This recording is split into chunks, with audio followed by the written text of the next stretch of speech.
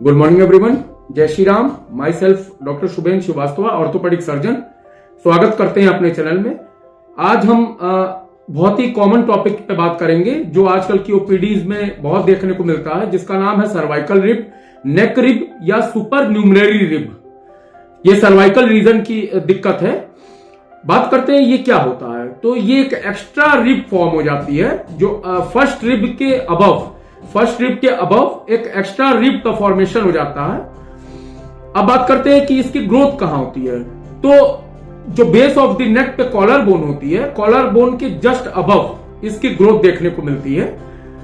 अब बात करते हैं इसका जो कंजेनाइटल डेवलपमेंट होता है वो कैसे होता है। तो जो सर्वाइकल स्पाइन वर्टिब्रा का ट्रांसवर्स प्रोसेस है उसका कंजेनाइटल ओवर डेवलपमेंट हो जाता है, तो ये कंजेनाइटली देखने को मिलता है।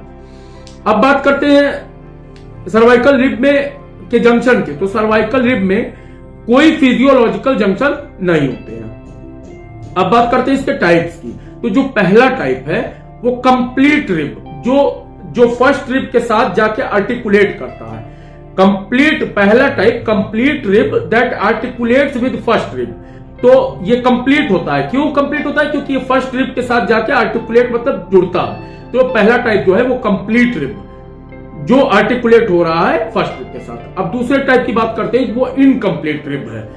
क्यों? क्योंकि उसका जो डिजिटल एंड है तो उसका फ्री डिजिटल टिप होता है। डिजिटल साइड जो है उसका वो फ्री होता है, तो ये विद फ्री डिजिटल टिप होता है, तो ये इनकम्प्लीट रिब टाइप है। तीसरा जो है वो इनकम्प्लीट रिब है कि ये जो होता है इसका जो डिजिटल एंड होता है ये फाइब्रस बैंड से अटैच होता है, तो इसके डिजिटल एंड पे फाइब्रस बैंड का अटैचमेंट देखने को मिलता है, तो ये भी इनकम्प्लीट रिब है जो डिजिटली फाइब्रस बैंड से अटैच रहती है। अब बात करते हैं चौथे टाइप की। तो इसमें जो है शॉर्ट पीस, छोटा सा हड्डी का टुकड़ा जो C7 सर्वाइकल 7 के ट्रांसवर्स प्रोसेस के बियॉन्ड एक्सटेंड करता है। मतलब एक छोटी सी हड्डी का टुकड़ा जो सर्वाइकल 7 के ट्रांसवर्स प्रोसेस के बियॉन्ड बढ़ता है, उसके बियॉन्ड जाता है, तो ये चौथा टाइप है। अब बात करते हैं इसके सिम्टम्स की। तो सिम्टम में पहले हम लोकल सिम्टम की बात करते हैं जो मरीज आके हमें बताता है और जो हमें अपनी आंखों से मरीज पे देखने को मिलता है। तो सबसे पहले हमें क्या देखने को मिलेगा? एक टेंडर सुप्रा क्लेविकुलर लंप।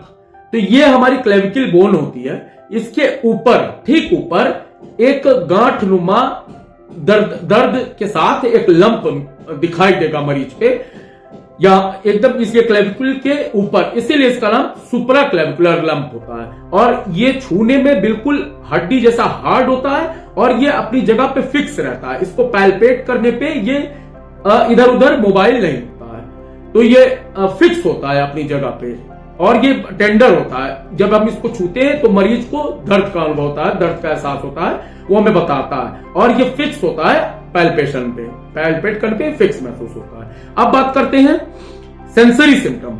सेंसरी सिम्टम मतलब नर्व के कंप्रेशन या नर्व से रिलेटेड जब मरीज को सिम्टम्स आते हैं, नर्व के कंप्रेशन के कारण जब मरीज को दिक्कतें आती हैं वो सिम्टम्स। तो उसमें पहला है टिंगलिंग एंड नंबनेस। टिंगलिंग मतलब झंझनाहट, नंबनेस का मतलब सुन्न हो जाना। टिंगलिंग एंड नंबनेस के सिम्टम।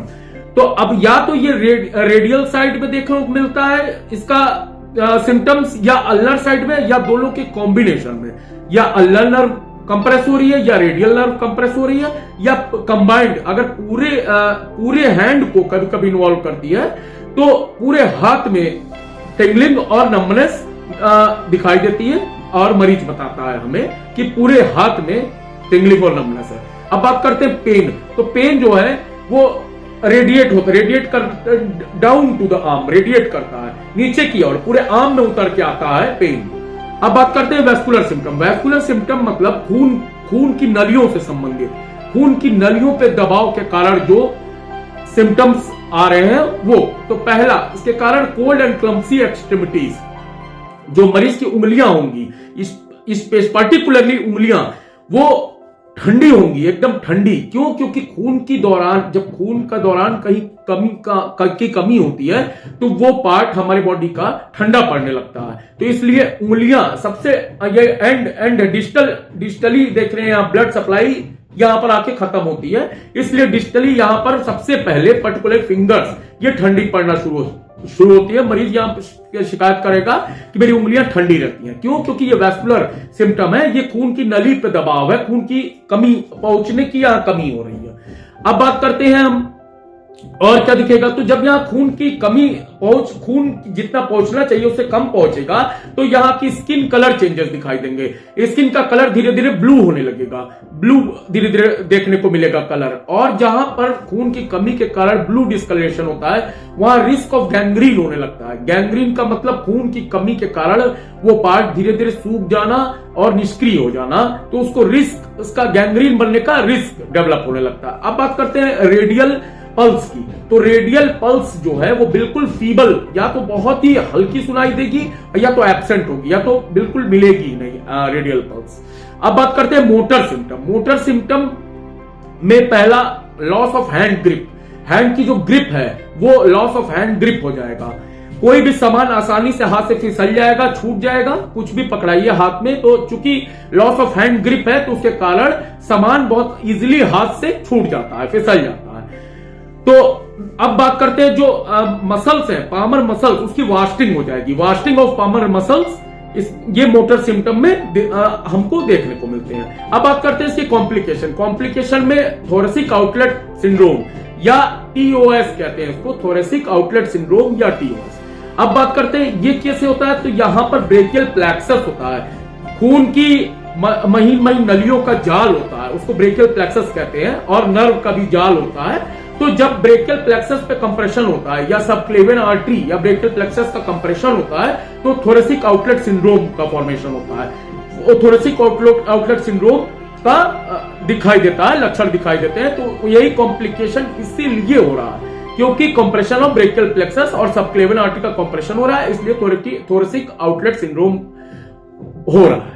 अब बात करते हैं अगर सिंपैथेटिक चेन, जब सिंपैथेटिक चेन का कंप्रेशन होगा तो हॉर्नर सिंड्रोम का फॉर्मेशन होगा, हॉर्नर सिंड्रोम के लक्षण दिखाई देंगे। जब भी सिंपैथेटिक चेन का कंप्रेशन होता है तो हॉर्नर सिंड्रोम का कॉम्प्लिकेशन आता है। अब बात करते हैं हम इसकी डायग्नोसिस। तो डायग्नोसिस में पहले हम इमेजिंग करेंगे। इमेजिंग के बाद कुछ टेस्ट हैं जिसके सहारे से हम इस डायग्नोसिस को कंफर्म करते हैं, जैसे एडसन्स टेस्ट, फिर स्पर्लिंग टेस्ट, फिर शोल्डर एब्डक्शन टेस्ट। तो जैसे कि मैंने कुछ टेस्ट बताए हैं जिसका सहारा लेके हम लोग इसको डिजीज को कंफर्म करते हैं। Adson's test, Spurling test, shoulder abduction test. अब इसके बाद बात करते हैं इसके मैनेजमेंट की। तो मैनेजमेंट में पहला हम मेडिकल मैनेजमेंट में सबसे पहले मरीज जो हमें दर्द बता रहा है, जिस दिक्कत के साथ उससे उसकी दिनचर्या रूटीन का काम सब डिस्टर्ब हो रहा है, दैनिक दिनचर्या के काम वो नहीं कर पा रहा है, तो उसमें पहला लक्षण वो हमको यही बताता है कि डॉक्टर साहब बहुत दर्द है। तो उसमें पहले हम सबसे पहले दर्द के लिए एंटी इंफ्लामेटरी ड्रग्स देंगे, एनाल्जेसिक्स देंगे। सबसे पहले हम दर्द पे ही कंसंट्रेट फोकस करके और एंटी इंफ्लामेटरी ड्रग्स देंगे और एनाल्जेसिक्स देंगे। अब इसके बाद हम जिन लोगों को मेडिकल मैनेजमेंट से नहीं फायदा होता है तो हम लोग उनको सर्जिकल मैनेजमेंट पे जाते हैं। तो सर्जिकल मैनेजमेंट जैसे रिमूवल ऑफ एक्स्ट्रा सेगमेंट, जो बोन एक्स्ट्रा सेगमेंट निकला है बोन का जिसके कारण हमारी खून की नलियां या नर्व का कंप्रेशन हो रहा है, उसका रिमूवल करेंगे। फिर complete resection of the rib, या तो रिब का complete resection of the rib करेंगे, जिसकी वजह से हम देख रहे हैं ये जो सर्जरीज के प्रोसीजर्स हैं ये डिजीज की सीवियरिटी पे निर्भर करते हैं। कितनी सीवियर डिजीज है या कैसी अवस्था है, कैसी परिस्थिति है, उस हिसाब से ही हम सर्जरी का निर्णय लेते हैं कि सर्जरी में क्या करना है। तो जैसे कि मैंने बताया कि किसी में complete resection of the rib करते हैं, फिर या स्केलिन जो आपका ग्रुप ऑफ मसल्स है, स्केलिन मसल्स हैं, उसका हम डिवीजन करते हैं, dividing group of scalene muscles. फिर बात करते हैं resection of cervical ribs for thoracic outlet syndrome. अब जैसे मान लीजिए हम थोरेसिक आउटलेट सिंड्रोम के कारण सिम्टम्स आ रहे हैं तो उसमें रिसेक्शन करते हैं सर्वाइकल रिब का, सिम्टम्स को से रिलीफ देने के लिए, जिससे मरीज को कुछ राहत मिल सके। अब बात करते हैं physiotherapy management. Physiotherapy management orthopaedic की कुंजी है, जैसा कि मैंने हर वीडियो में बताया है कि फिजियोथेरेपी हर ऑर्थोपेडिक से रिलेटेड डिसऑर्डर, डिजीज, कोई भी चीज हो उसमें हम फिजियोथेरेपी जरूर देते हैं। इसी को पहले कोशिश करते हैं कि फिजियोथेरेपी से मरीज को कुछ राहत मिल सके, जिससे कि सर्जिकल प्रोसीजर से मरीज को हम बचा सके और पहले मेडिकेशन और फिजियोथेरेपी से मरीज को राहत प्रदान कर सके।